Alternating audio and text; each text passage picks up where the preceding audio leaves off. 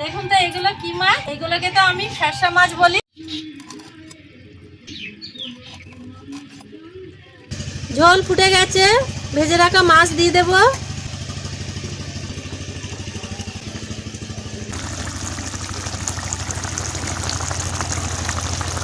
Fascia মাছের ঝাল হয়ে গেছে, নামিয়ে নেব। নমস্কার বন্ধুরা, হিরারানী কিচেনে সবাইকে অনেক অনেক স্বাগত। আজকে মাছ বটি নিয়ে বসে পড়েছি। দেখুন তো এগুলো কি মাছ, এইগুলোকে তো আমি ফ্যাসা মাছ বলি। আপনারা কি মাছ বলেন আমাকে কমেন্টে অবশ্যই জানাবেন। এই ফ্যাসা মাছ দিয়ে ফ্যাসা মাছের ঝাল বানাবো। আর বর্ষাকালে প্রচুর কচু গাছ হয়েছে, কচু গাছ থেকে গুলানো গুলানো কচুর পাতা তুলে নিয়েছি। কচুর পাতা দিয়ে বাজার দিয়ে চিতি কাঁকড়া কিনে এনেছি, চিতি কাঁকড়া আর কচুর পাতা রান্না করব। প্লিজ প্লিজ সম্পূর্ণ ভিডিওটা দেখতে থাকুন। আমি মাছ কাটা হয়ে গেলে রান্না করব।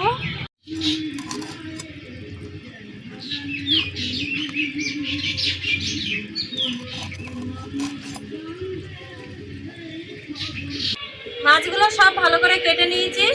এবারে জল দিয়ে পুকুর দিয়ে ভালো করে ধুয়ে নিয়ে আসবো।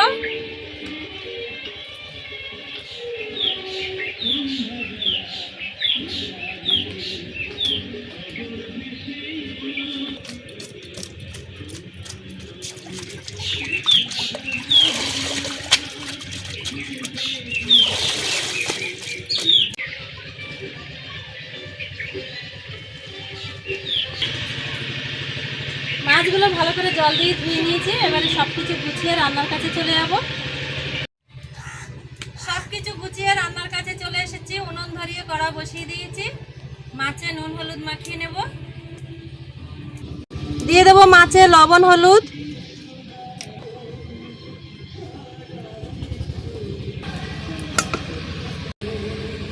মাছের গায়ে ভালো করে লবণ হলুদ মাখিয়ে নিয়েছি। কড়াই গরম হয়ে গেছে, কড়াইতে দিয়ে দেব সরিষার তেল। এই রান্নাটা আমি সরিষার তেলে করব। কড়াই গরম হয়ে গেছে, কড়াইতে দিয়ে দেব একে একে মাছ।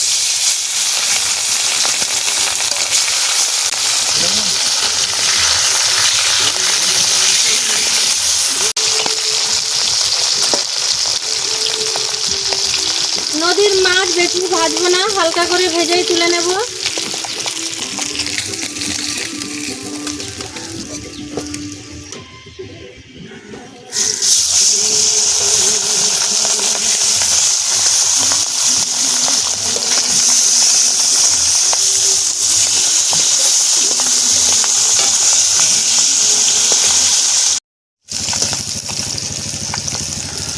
এই মাছগুলো ভাজা হয়ে গেছে, তুলে নেব।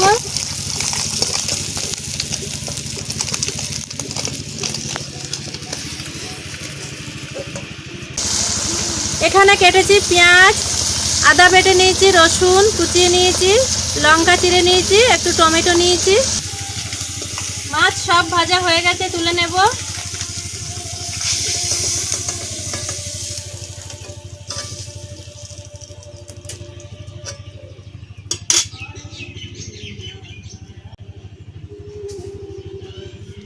মাছের তেলে ফোড়নে দিয়ে দেব কালো জিরে,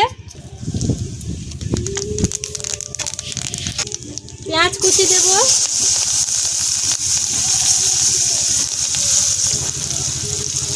রসুন বাটা দেব, আর দেব আদা বাটা,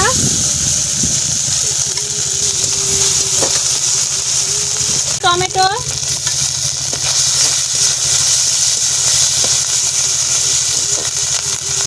দেব পরিমাণ মতো হলুদ গুঁড়ো,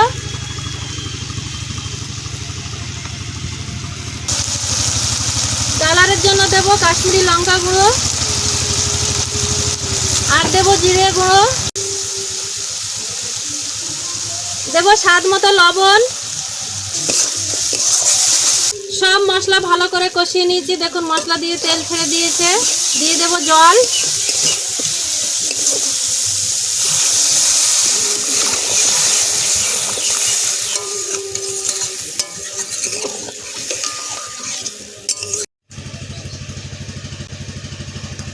ঝোল ফুটে গেছে, ভেজে রাখা মাছ দিয়ে দেব।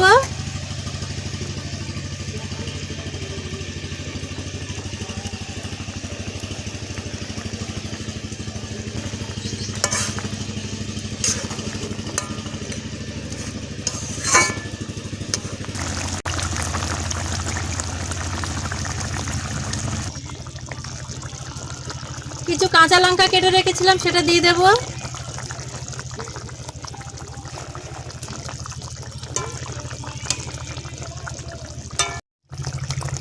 দেখুন একদম নদীর ফ্যাসা মাছের ঝাল একদম রেডি হয়ে গেছে।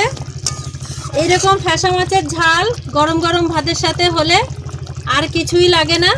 আপনারাও বাড়িতে একবার এইভাবে ট্রাই করবেন। ফ্যাসা মাছের ঝাল হয়ে গেছে, নামিয়ে নেব।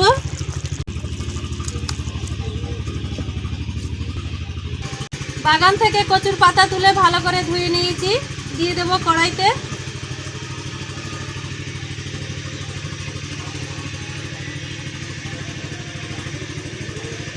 কচুর পাতায় দিয়ে দেব লবণ। লবণ দিলে কচুর পাতা কমে যাবে। এই কচুর পাতা চিটি কাঁকড়া দিয়ে রান্না করলে দারুণ লাগে। চিংড়ি মাছ দিয়েও করা যায়, ইলিশ মাছের মাথা দিয়ে করলে আরও ভালো লাগে। ঢেকে দেব। লবণ দেওয়ার পরে কচু শাক কতটা কমে গেছে দেখুন। এক কড়াই কচু শাক কমে একটুখানি হয়ে গেছে, আরও কমে যাবে।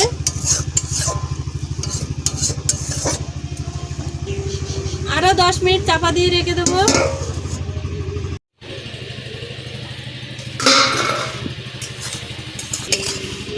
কচুর পাতা সেদ্ধ হয়ে গেছে, এবারে আমি নামিয়ে নেব এটাকে।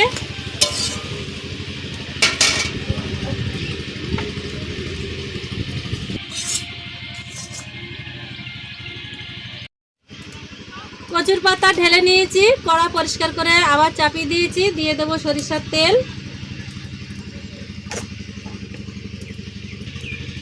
ফোড়নে দেব শুকনো লঙ্কা,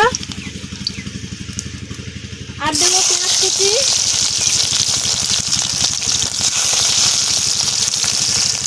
আর দেবো রসুন কুচি, কাঁচা লঙ্কা চেরা দিয়ে দেবো,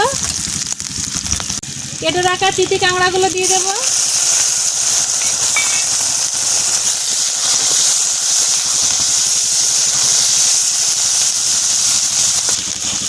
কাঁকড়ায় দিয়ে দেবো হলুদ,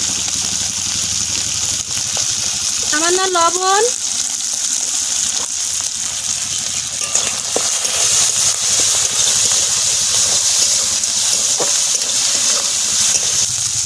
সব কিছু ভালো করে ভেজে নিয়েছি।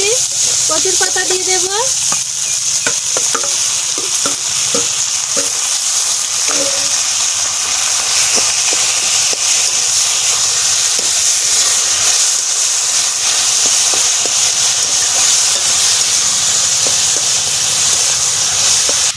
এইভাবে কচুর পাতা আর কাঁকড়া বাড়িতে রান্না করে দেখবেন। গরম ভাতের সাথে কচুর পাতা খেতে খুবই ভালো লাগে। স্বাদের জন্য সামান্য একটু চিনি দেব।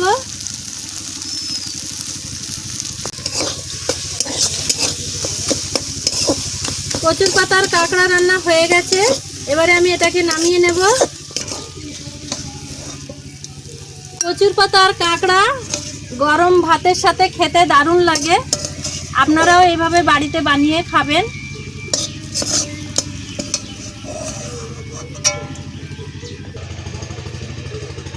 তো বন্ধুরা, ফ্যাসা মাছের ঝাল আর কচুর পাতা কাঁকড়া রান্না হয়ে গেছে। তো এইভাবে আপনারাও বাড়িতে বানিয়ে খাবেন। আর আমার ভিডিওটা যদি ভালো লাগে লাইক সাবস্ক্রাইব করে দেবেন। সবাই ভালো থাকবেন, সুস্থ থাকবেন। নমস্কার।